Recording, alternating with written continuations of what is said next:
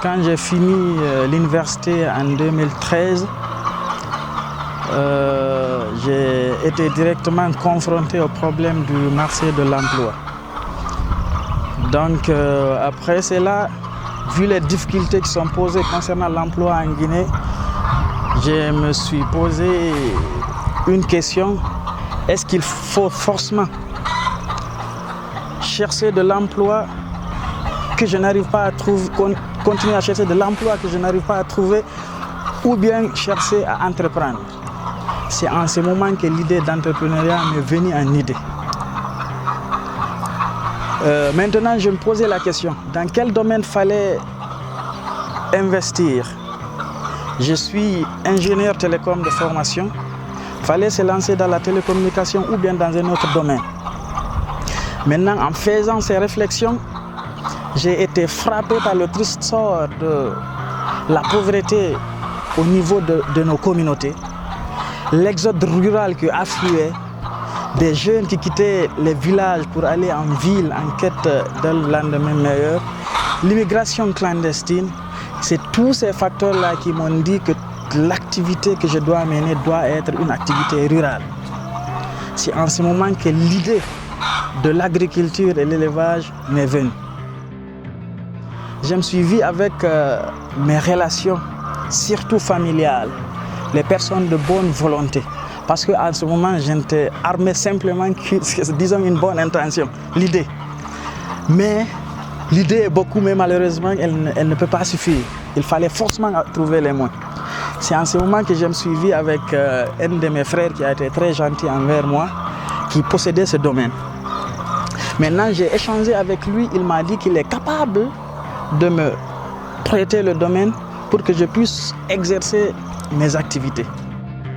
Quand je suis venu, je me suis installé là où il y a la volaille, là j'ai fait une sorte d'habitation en pilotis. Sur cette habitation, je faisais du poulet locaux.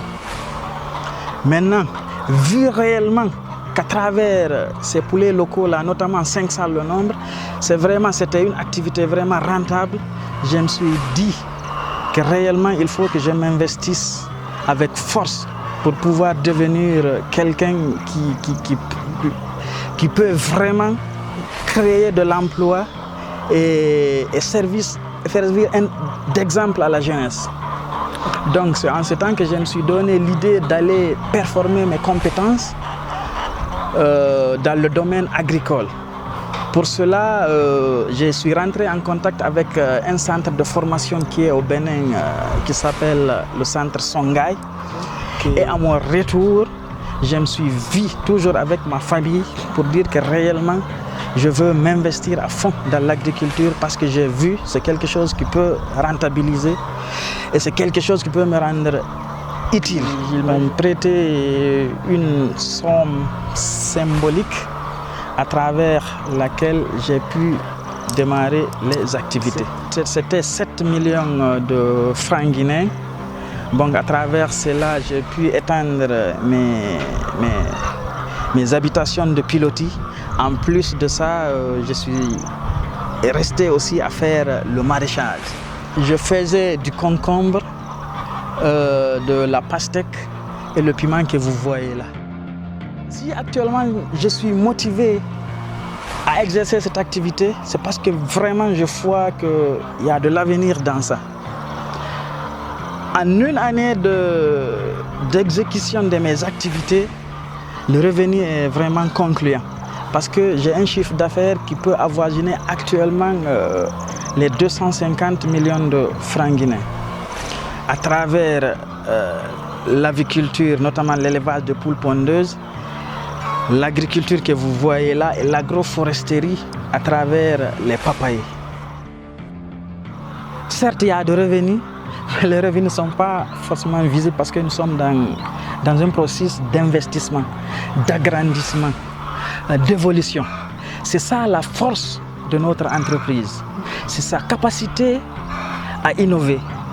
C'est sa capacité à faire les recherches. Et cela découle de l'attention particulière que nous donnons à nos clients, à leurs besoins et à la façon de résoudre leurs problèmes. Donc l'argent que nous récoltons de ce que nous avons actuellement sert directement à réinvestir dans la ferme pour pouvoir continuer la mise en place de notre idée de projet. C'est des gens qui sont dans la localité, c'est avec eux qu'on travaille ici. Donc à travers cette entreprise, j'ai pu réaliser l'un de mes meilleurs rêves au monde, c'était de chercher à créer de l'emploi. Actuellement, j'ai 3 employés en temps plein. Maintenant, vu que l'agriculture, c'est à des moments, maintenant, à travers les circonstances aussi, on fait venir des fois 10, 15, selon l'étendue du travail qu'on a à faire. C'est à travers ces explications, sinon, franchement, au début, j'étais un peu réticent. J'ai travaillé dans une institution de microfinance. Depuis qu'il faisait l'université, donc il me disait, frère, laisse tomber ça, viens, quand j'ai fini, nous allons essayer de travailler pour nous-mêmes. C'est ça qui va nous arranger. Et par après, ça fait 2 ans, je méditais. Mais par après, quand il a fini, il a commencé de faire des démarches. Finalement, je l'ai cru et j'ai abandonné sa pauvreté. Je me sers toujours de mes échecs pour pouvoir progresser. Donc, les regrets sont devenus des armes pour moi pour pouvoir lutter plus fort afin que Sagbe Agribusiness soit l'entreprise la plus performante de l'Afrique. L'entreprise à travers laquelle la clé du développement de la Guinée doit venir.